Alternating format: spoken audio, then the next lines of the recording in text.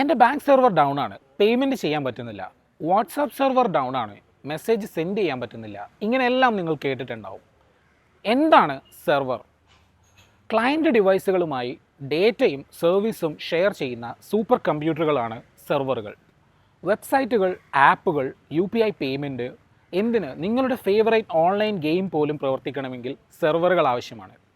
പല തരത്തിലുള്ള സെർവറുകളുണ്ട്. വെബ്സൈറ്റിനെ ഹോസ്റ്റ് ചെയ്യുന്ന സെർവറുകളാണ് വെബ് സെർവറുകൾ.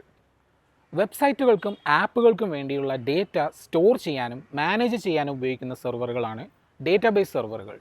നെറ്റ്വർക്കിലൂടെ ഫയൽ ഷെയർ ചെയ്യാൻ ഉപയോഗിക്കുന്ന സെർവറുകളാണ് ഫയൽ സെർവറുകൾ. ഇമെയിൽ സെൻഡ് ചെയ്യാൻ നിങ്ങളെ സഹായിക്കുന്ന സെർവറുകളാണ് മെയിൽ സെർവറുകൾ.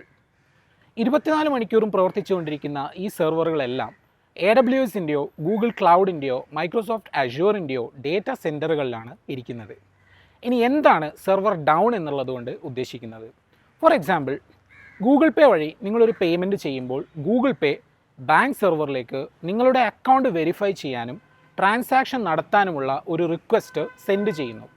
ആ സമയത്ത് ബാങ്ക് സെർവറിൽ എന്തെങ്കിലും പ്രശ്നമുണ്ടെങ്കിൽ നിങ്ങൾക്ക് ആ ട്രാൻസാക്ഷൻ നടത്താതെ വരികയും ഒരു എറർ മെസ്സേജ് കാണിക്കുകയും ചെയ്യുന്നു. അപ്പോഴാണ് നമ്മൾ സെർവർ ഡൗൺ ആണ് എന്ന് പറയുന്നത്. ഇനി എന്താണ് ഇതിൻ്റെ കാരണങ്ങൾ?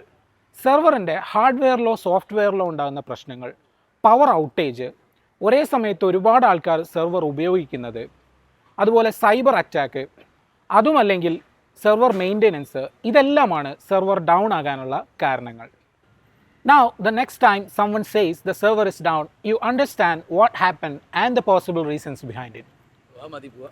വാ.